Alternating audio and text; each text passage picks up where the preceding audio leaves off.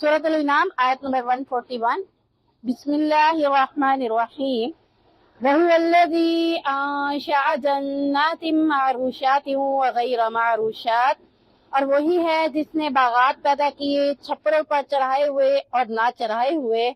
वन्नख्ल वज़्ज़रअ मुख्तलिफन उक्लुहु वज़्ज़ैतून वर्रुम्मान मुतशाबिहन व गैर मुतशाबिह, और खजूर के दरख्त और खेती जिनके फल मुख्तलिफ हैं, और जैतून और अनार एक दूसरे से मिलते जुलते और ना मिलते जुलते। कुलू मिन समरिही इज़ा अथमर व आतू हक्कहू यौम हसादिह, खाओ उस फल में से जो अल्लाह ने दिया है जब वो फल ले आए, और उसका हक उसकी कटाई के दिन अदा करो। वला तुस्रिफू, और हद से ना गुजरो। इन्नहू ला युहिब्बुल मुस्रिफीन, बेशक अल्लाह ताला हद से गुजरने वालों से मोहब्बत नहीं रखता। इस आयत में अल्लाह ताला ने जमीन से पैदा होने वाले फलों और सब्जियों का जिक्र करते हुए फरमाया है कि कटाई के दिन उसका हक अदा करो। कौन से फलों के बारे में अल्लाह ताला कह रहे हैं कि जो जमीन से पैदा होने वाले हर किस्म के फल और खेती हैं, उसमें से अल्लाह का हक अदा करना जरूरी है। अल्लाह के हक से मुराद मुफस्सिरीन की मुख्तलिफ राय हैं। बात कहते हैं कि इससे मुराद उशर है, और बात कहते हैं कि बाद सब्जियों पर और फलों पर उशर नहीं है।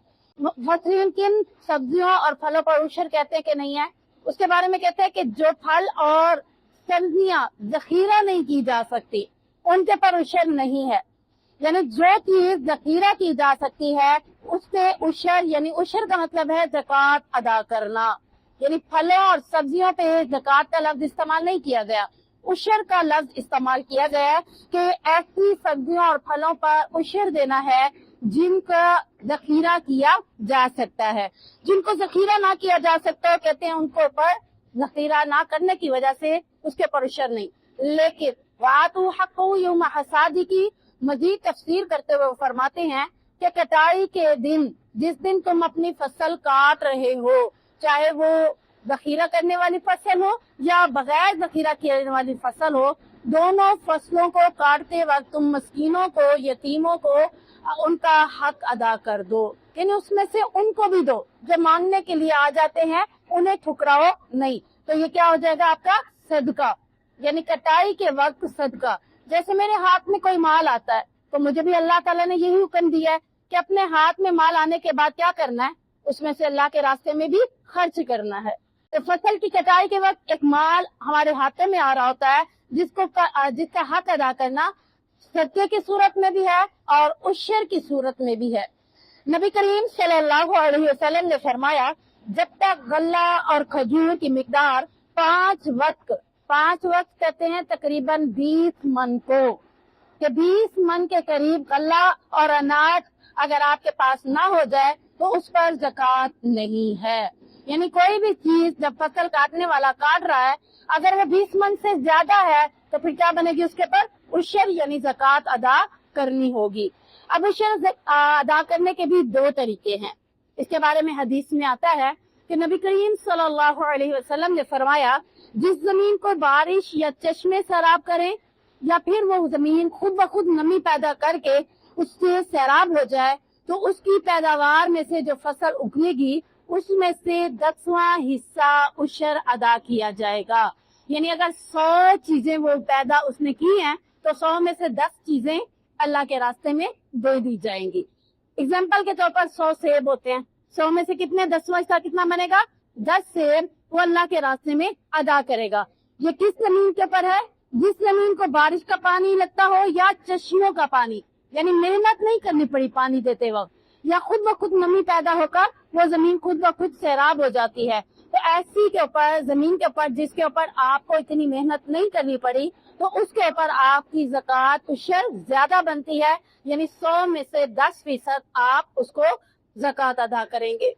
और जिस जमीन को कुएं के जरिए पानी दिया जाए उसमें निस्फ उशर यानी 20वां हिस्सा ज़कात है। 100 में से 20% उसमें से ज़कात निकाली जाएगी। आज सल्लल्लाहु अलैहि वसल्लम ने इसमें से किसी भी फसल को मुस्तस्ना करार नहीं दिया।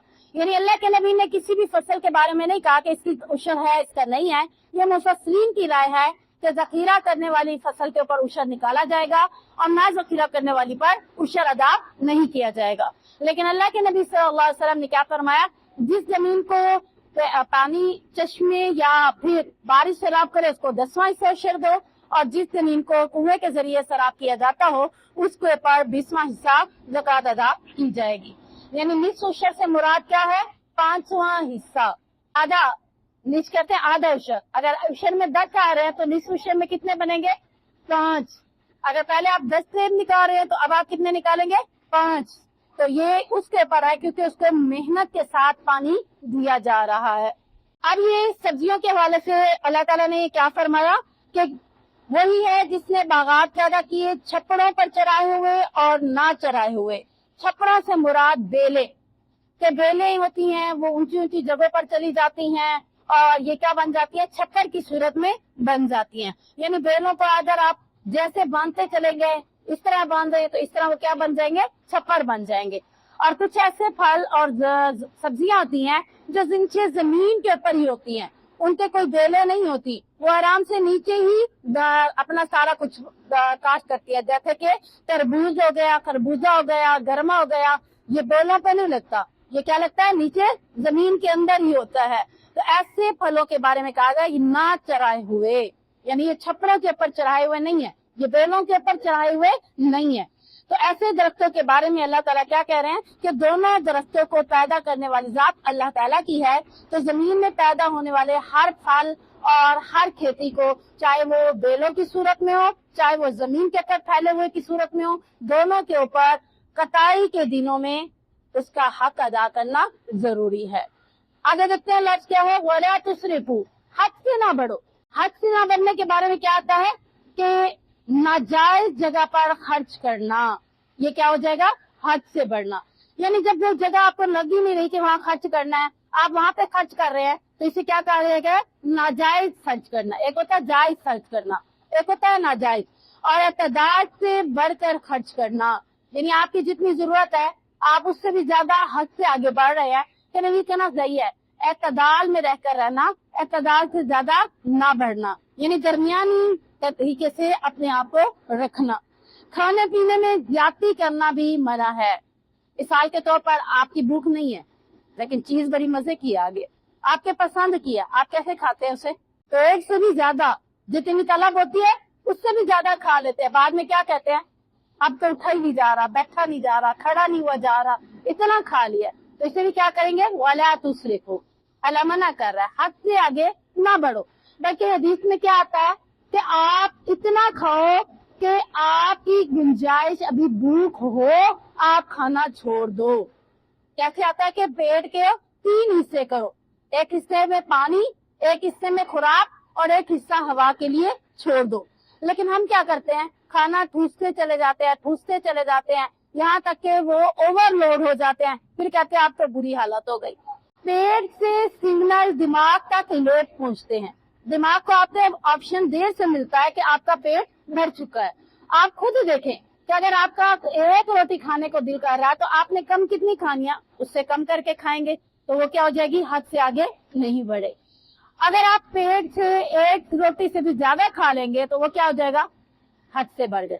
اب دماغ کو سگنل ملا دیر سے چاہے اب تو میں فل ہو گئی، تو یہ آپ کے اوپر منحصر ہے کہ آپ اپنے آپ کو حد سے آگے نہ بڑھائیں.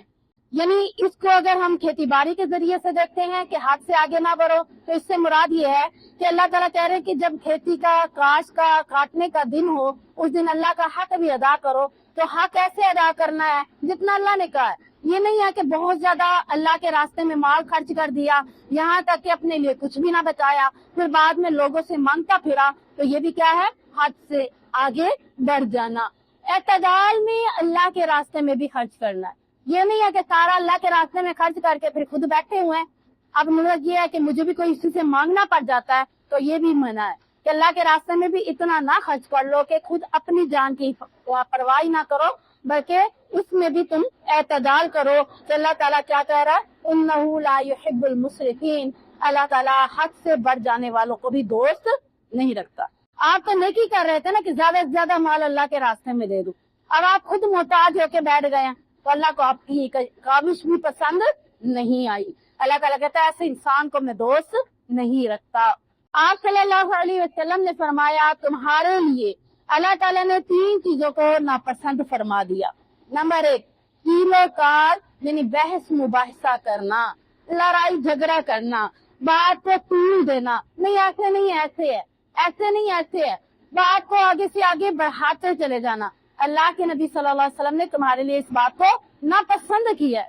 بات کو تھوڑا کریں، مختصر کریں اور اس کے اوپر خاموشی اختیار کر جائیں، نہ کہ اس کے اوپر نہیں میں نے کہا نا میں نے نہیں کیا، پھر اس کے اوپر اور باتیں کرتے رہیں۔ تو یہ کیا ہے؟ کیلو کال کرنا، بحث مباحثہ کرنا، فضول گفتگو کرنا۔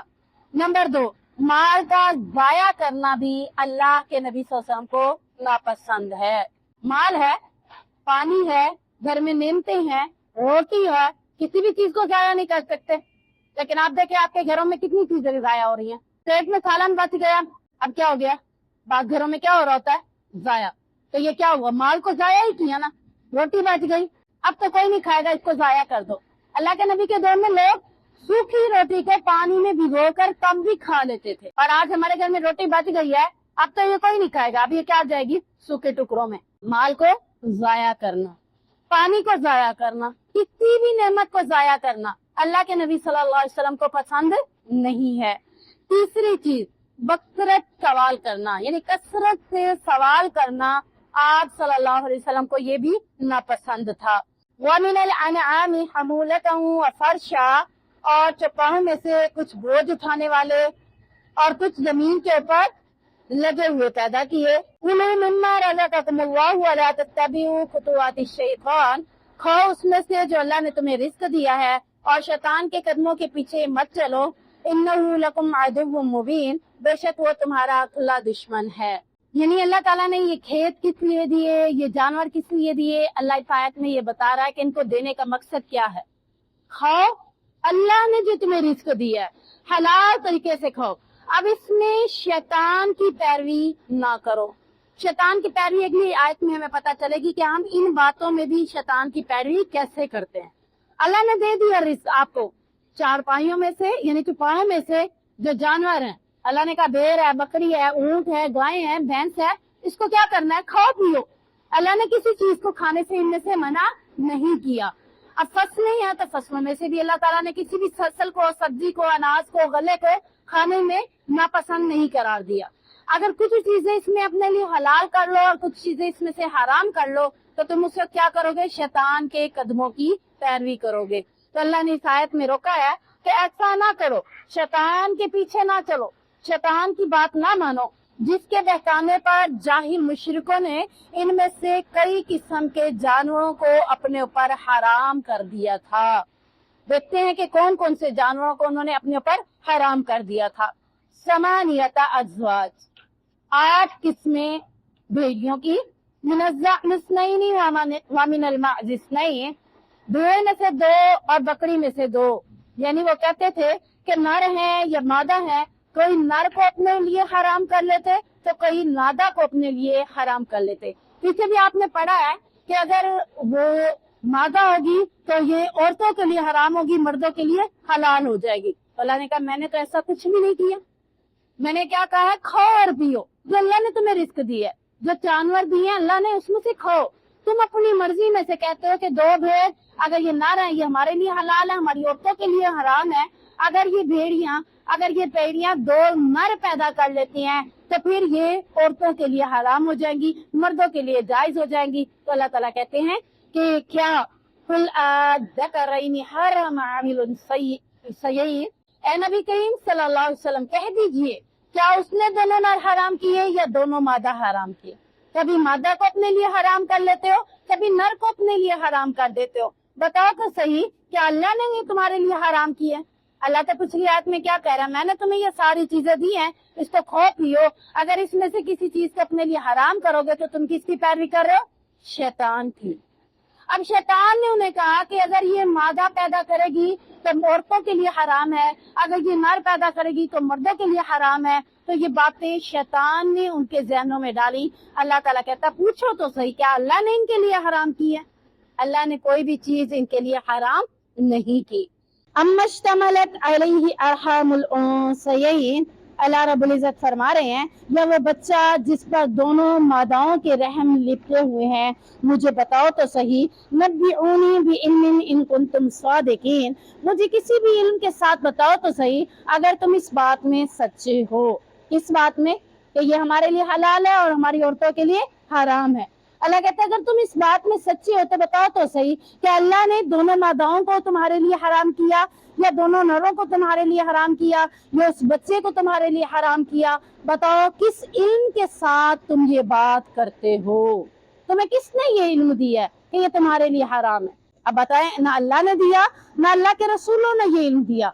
अपनी मर्जी से तुम किसी को हराम बना लो और किसी को हलाल बना लो तो ये तुम्हारा काम नहीं है। वामिनल इबिल इस्नैनी वामिनल बकर इस्नैन, और ऊंटों में से दो और गायों में से दो। कह दीजिए कुल अज़्ज़करैनि हर्रम अमिल उनसयैन अम्मश्तमलत अलैहि अरहामुल उनसयैन। आगे अब अल्लाह ताला ने ऊंटों और गायों का जिक्र करते हुए फरमाया, कह दीजिए क्या उसने दोनों नर हराम किए हैं या दोनों मादा, या वो बच्चा जो दोनों मादाओं के रहम से लिपटा हुआ है? क्या तुम उस वक्त अम कुंतुम शुहदा इस वस्साकुमुल्लाहु बिहाज़ा, या तुम उस वक्त हाजिर थे जब अल्लाह ने तुम्हें इस बात की नसीहत या वसीयत की थी कि ये तुम्हारे लिए हराम है और ये तुम्हारे लिए हलाल है? क्या तुम्हें ये वसीयत अल्लाह ने की थी और तुम उस वक्त हाजिर थे, इस बातों को सुनने वाले थे? जब तुमने अल्लाह की जुबान से या अल्लाह के पैगाम से ये बातें नहीं सुनी, लोगों की सुना सुनाई तुमने ये अपने पर हराम और हलाल कर दिए, तो ये कैसे मुमकिन है? ये तुम्हारी अपनी रविश है, ये शैतान की पैरवी है, ये अल्लाह का हुक्म नहीं है। आज भी बहुत से लोग जब किसी पीर के नाम पर कोई चीज चढ़ा देते हैं तो कहते हैं अब ये हमारे लिए हराम है, अब ये हमारे लिए जायज नहीं है। और बाज पीर भी ऐसे कह देते हैं कि फलां बकरा ले आओ और वो बकरा लेकर हमें देना है और उसके बाद तुम उसमें से कुछ भी नहीं खा सकते। अल्लाह ने तो कोई ऐसा हराम नहीं किया, ये तो खुद उन्होंने अपने लिए हराम कर दिए। तो ये उस दौर की बातें नहीं है। आज भी कई घरानों में ऐसी चीजें आपको मिलती हैं कि जब वो कहते हैं कि किसी के नजर नियाज पर हमने ये चीज दे दी, अब ये हमारे लिए क्या हो गई? हराम हो गई, हम इसको नहीं खा सकते। तो अल्लाह ताला पूछ रहे हैं कि क्या अल्लाह ने ये तुम्हें बात की, और जिस वक्त अल्लाह ने ये बात की क्या तुम उस वक्त हाजिर थे, तुमने अपनी कानों से सुना था, या तुम लोगों के सुना सुनाई पर ये बात कर रहे हो? ये कुरान पढ़ने के बाद हमें पता चलता है कि वो सिर्फ सुनी सुनाई बातों में ही अपने लिए इन चीजों को हराम कर देते हैं। अल्लाह ने ऐसी किसी भी चीज को हराम नहीं किया। फमन अज़लमु मिम्मन इफ्तरा अलल्लाहि कज़िबन लियुज़िल्लन नास बिगैरि इल्म, फिर उस शख्स से ज्यादा जालिम कौन है जो अल्लाह पर झूठ बांधे। यानी अल्लाह ताला कह रहे हैं जब अल्लाह ने ये चीजें हराम ही नहीं की, अब अल्लाह का नाम लेकर कहे कि अल्लाह ने हमारे ऊपर ये हराम कर दी, अब ये क्या है? अल्लाह पर झूठ बांधना। तो अल्लाह ताला कह रहे हैं कि सबसे बड़ा जालिम है जो अल्लाह पर भी नाउज़ु बिल्लाह झूठ बांध देता है। यानी जो बात अल्लाह ने की ही नहीं वो अल्लाह पर कर दी जाए तो अल्लाह को कैसे लगेगी? इसका मुआज़ना आप अपने साथ कर लें।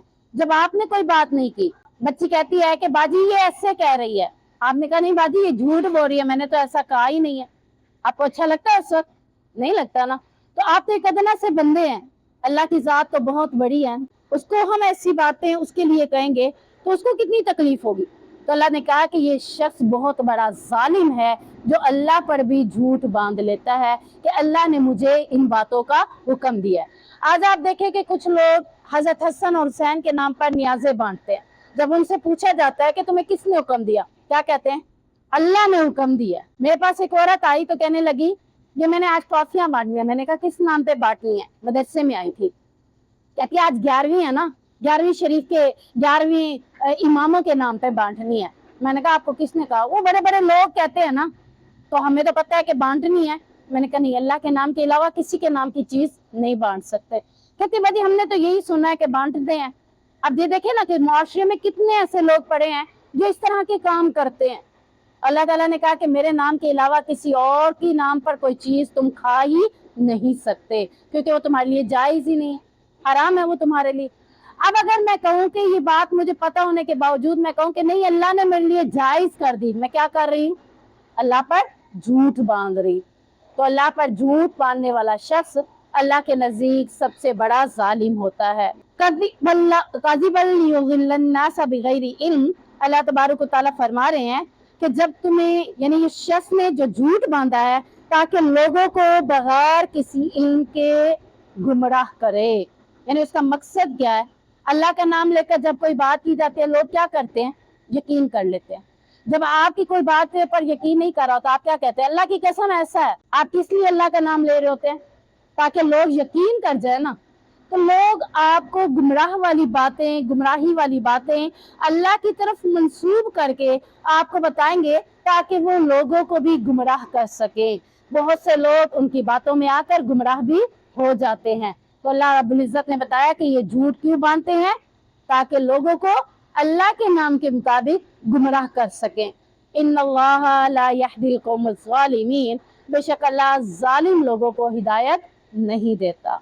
یعنی ایسے ظالم لوگ ہیں کہ اللہ پر جب جھوٹ باندھتے ہیں تو اللہ تعالیٰ کہتا ہے ان کے ذمے، ان کے نصیب میں ہدایت ہے ہی نہیں۔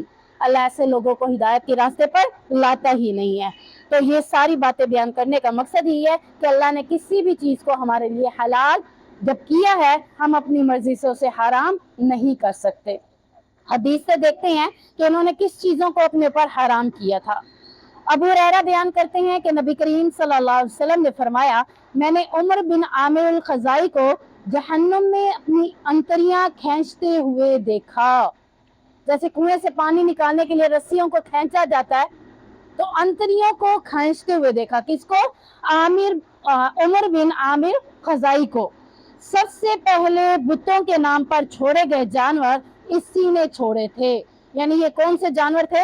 بحیرہ، صائبہ، وسیلہ اور حام۔ یہ اس نے چند اونٹنیوں کے نام رکھ لیے تھے اور یہ کہا تھا کہ یہ اونٹنیاں ہمارے لیے حلال نہیں ہے، یہ کون کھا سکتا ہے؟ صرف یہ بتوں کے نام پر ہے، اس کو کوئی بھی نہیں کھا سکتا۔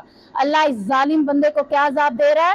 کل قیامت کے دن یہ جہنم میں اپنی انتریوں کو کھینچ رہا ہوگا۔ اللہ پر جھوٹ باندھا، اس کا عذاب اس کو دے دیا جائے گا۔ آپ صلی اللہ علیہ وسلم نے فرمایا، اللہ تعالیٰ فرماتا ہے میں نے اپنے بندے کو دین حنیف پر پیدا کیا، یعنی توحید پر پیدا کیا۔ دین حنیف کیوں کہا گیا ہے؟ حضرت ابراہیم علیہ السلام کے دین پر۔ حضرت ابراہیم علیہ السلام کون تھے؟ جو شرک کرنے والے نہیں تھے، لیکن شیطانوں نے اسے بہکایا اور ان پر چیزوں کو حرام کر دیا جن کو میں نے حلال کیا تھا، اور انہیں حکم دیا کہ وہ میرے ساتھ ان کو شریک ٹھہرائیں جن کے شریک ہونے میں ہرگز کوئی صنعت نازل اللہ نے نہیں کی۔ یعنی اللہ نے تو سب کو توحید پر ہی پیدا کیا ہے۔ اب توحید سے غافل کون کرتا ہے؟ شیطان۔ اور جب شیطان ان کو حلال کے ساتھ حرام بھی بنا دیتا ہے چیزوں کو، تو یہ کیا ہے؟ اللہ تعالیٰ نے ایسی باتوں کی کوئی صنعت نازل نہیں کی جو صرف شیطانی باتوں میں آ کر گمراہ ہو جاتے ہیں۔ تو اللہ تعالیٰ ہمیں توحید پر پیدا کیا تو توحید پر ہی موت نصیب فرمائے۔ سبحانک اللہم و بحمدک اشہد ان لا الہ الا انت استغفرک و اتوب الیک۔